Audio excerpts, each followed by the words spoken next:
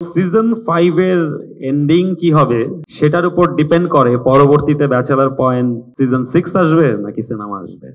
যে কোনো ক্যারেক্টার যে কোনো সময় চলে আসতে পারে। শুভ কানাডাতে বসে আমাদের জন্য একটা প্রফেশনাল ক্যামেরা টিম নিয়ে শুট করে আমাদেরকে ফুটেজ পাঠায়। জাকিরকে নিয়ে এতটুকু বলতে পারি, জাকিরের আরো শনি সামনে আসতেছে। পরিবারের সবাই তো আসলে একটু মন খারাপ করে আছে। কাবিলার মন খারাপ, দুইজনই দূরে। হাবু ভাইয়ের কোনো গতি হচ্ছে না, শুধুমাত্র পাশা ভাই একা পয়সা কামায় যাচ্ছে।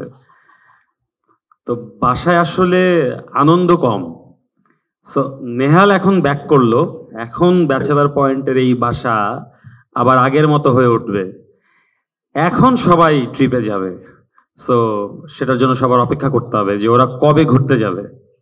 আমি চাই এটা আসলে মানুষ দেখে জানুক যে আসলে সাপোর্ট দেই কি দেই না। বাট অবশ্যই এত বছর পর আসে নেহাল কাবিলার কাছে ফেরত আসে, এবং কাবিলার কত কথা বলার আছে নেহালকে। আর Nehal is a very good listener. If you remember season 2, Nehal আসলে সবার কথা শুনতো এবং সবার মন রাখার চেষ্টা করতো। আর যেটা অমি ভাই মানে আসলে বলতেছিল আর কি, ঘুরতে তো পয়সা লাগে, পয়সা তো শুধু পাশা ভাইয়ের কাছে, আর পাশা ভাই যা দেয় তার চেয়ে বেশি বাজায়। তো এখন নেহাল আসছে, এখন দেখা যাবে আসলে। জাকিরকে নিয়ে এতটুকু বলতে পারি, জাকিরের আরো শনি সামনে আসতেছে। শুভকে নিয়ে আসতাম, সেটা নিয়ে কোনো সন্দেহ নাই। তারপরও আমরা চেষ্টা করি প্রতি চ্যাপ্টারে আমাদের শুভ মানে মিশু সাব্বির ভাই, উনি এই মুহূর্তে কানাডাতে আছেন।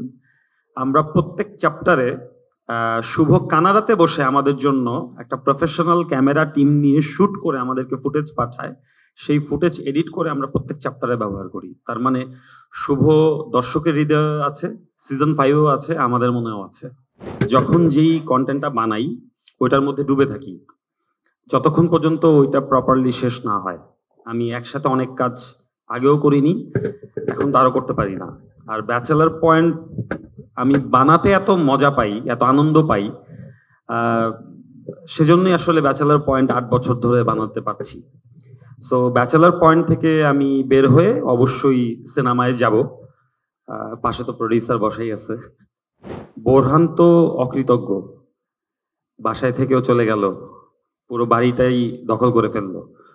সো দেখি এই অকৃতজ্ঞ লোককে আবার শায়েস্তা করার জন্য কাবিলার আনতে পারে কিনা, সেটা আসলে সিজন 5 দেখতে থাকলে মানুষ বুঝতে পারবে।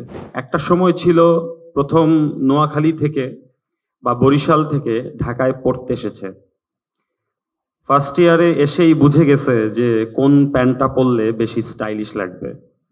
সেকেন্ড ইয়ারে উঠে বুঝে গেছে মোবাইল ফোনটা চেঞ্জ করতে হবে। থার্ড ইয়ারে উঠে বুঝে গেছে কার সাথে প্রেম করতে হবে।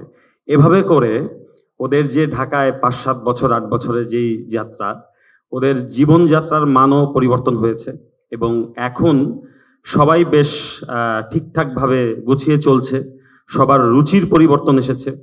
সিজন 1-এ কাবিলা যেই টি শার্ট পরতো সেই টি শার্ট সিজন 5-এ কাবিলা পরে না, কারণ ওর রুচির পরিবর্তন এসেছে। সিজন 3 যখন আমি বানাই, সিজন 3-র ক্লোজিংটা আমি এমন ভাবে দিয়েছিলাম, আমার কাছে মনে হয়েছিল যে দর্শক যদি চায় তাহলে আমি সিজন 4 বানাবো।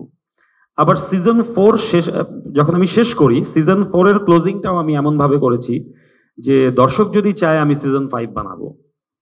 সো সিজন 5-এর এন্ডিং কি হবে সেটার উপর ডিপেন্ড করে পরবর্তীতে ব্যাচেলার পয়েন্ট সিজন 6 আসবে নাকি সিনেমা আসবে। কোনো ক্যারেক্টারই মরে যায়নি, যে কোনো ক্যারেক্টার যে কোনো সময় চলে আসতে পারে। আর দ্বিতীয় প্রশ্নের উত্তর হচ্ছে, একটা মানুষ বুয়ার রান্নার হাত দেখছে না বলে আপনার তাকে বোরিং মনে হচ্ছে, আপনি তো হাবু ভাইয়ের চেয়েও বড় জিনিস। হাবু ভাই তো ভালো হয়ে গেছে, সেজন্য দেখতেছে না। আর তৃতীয় প্রশ্নের উত্তরটা আমি দিয়ে দিচ্ছি, পাশা ভাইয়ের আন্ডারওয়ার্ল্ড নিয়ে কেউ কিছু করলে পাশা ভাই লিগ্যাল নোটিশ পাঠাবে না, ডিরেক্ট অ্যাকশনে যাবে।